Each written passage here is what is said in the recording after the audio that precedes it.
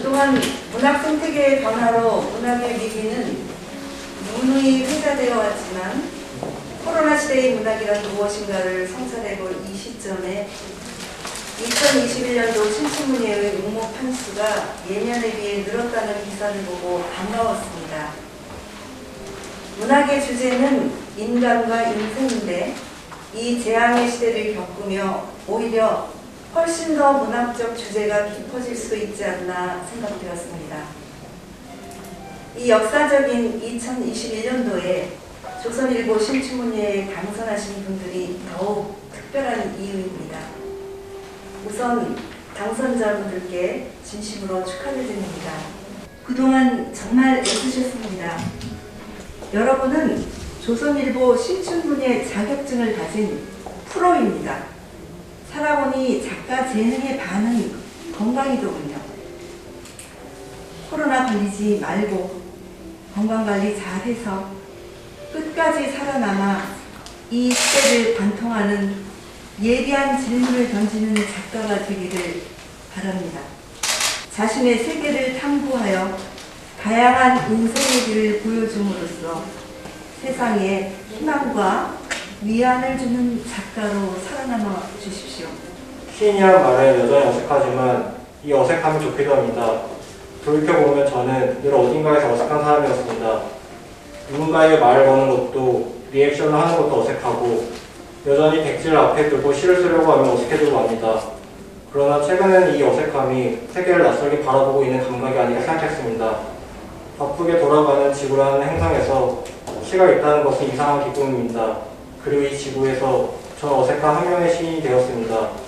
그럼 저의 어색하고 낯선 하루가 시가 되고 그 시가 또 다른 하루를 보내는 누군가에게 선물처럼 느껴지면 좋겠습니다. 어린 마음으로 오래 쓰겠습니다. 바보 같은 마음으로 성실하게 쓰겠습니다. 저를 뽑아주신 문태준 전북교회 심사위원분과 조선일보에게 진심 어린 감사 인사를 드립니다. 감사합니다.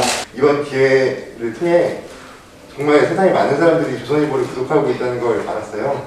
저희 회사의 부장님들 뿐만 아니라 저희 시장 찾아오는 그 고객들도 제가 신문 신문을 가지고 와서 사인도 해달라고 하고 또 소식도 모르고 있던 친척분들도 사실 신문에서 저를 봤다고 사회면이 아니라 문화면이어서 너무 다행이었다고 연락하면서 세상 제가 받은 상이 굉장히 크고 무겁구나 라는 걸 깨달았습니다. 그래서 이런 과분한 행운에 자격을 갖출 수 있도록 더 열심히 쓰겠습니다. 겨울이 겸손을 알게 해준다는 기영도 시인의 말처럼 그 뒤로 저는 점점 겸손을 배웠습니다. 그래서 지금까지 글을 계속 겸손하게 쓰게 됐고 이번에 지면에 실릴 수상소감을 쓰게 될 때는 굉장히 겸손하게 마음을 먹고 자그마하게 그래도 아직 패기가 남아있습니다 라고 썼더니 타이틀이 나는 패기로 글을 쓴다 이렇게 나오더라고요. 기왕 이렇게 된 김에 패기로 글을 계속 써보도록 하겠습니다. 감사합니다. 문학은 삶의 돌파구였고 위로이고 나를 살게 하는 힘이었습니다. 낭만이고 신명이고 자존감이기도 합니다.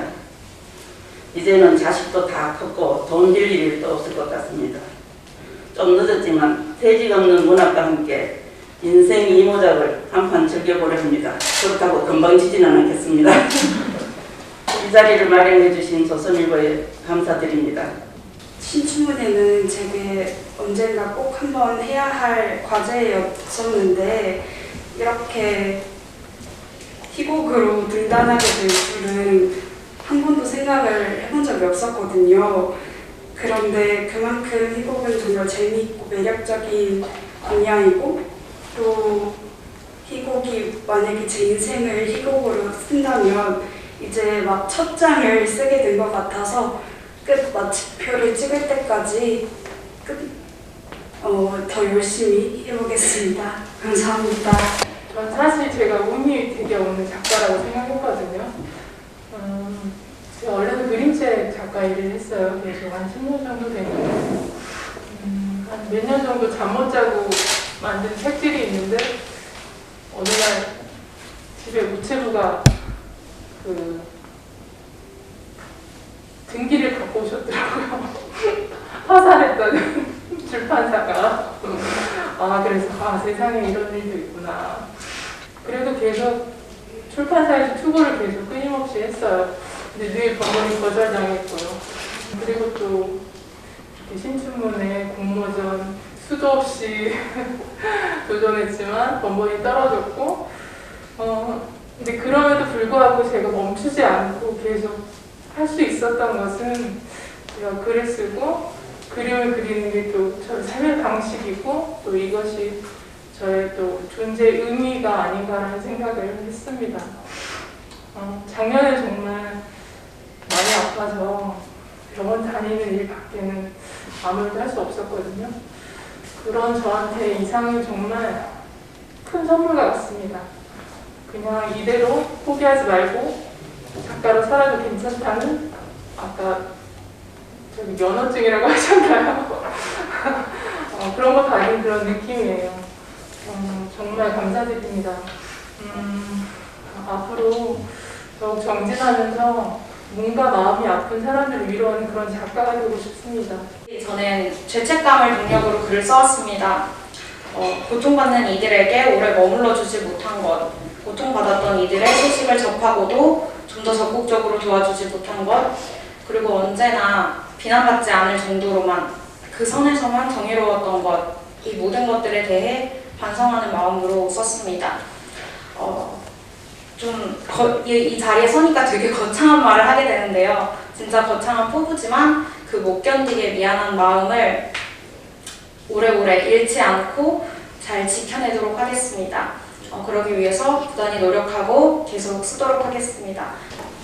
저는 오랫동안 평론가가 되는 걸 꿈꾸면서 언젠가 이 자리에 서게 되면 당연히 제가 평론가가 될 수 있을 줄 알았습니다. 그런데 막상 여기에 서고 보니 그 직함이 아직은 너무나도 무겁고 부담스럽습니다.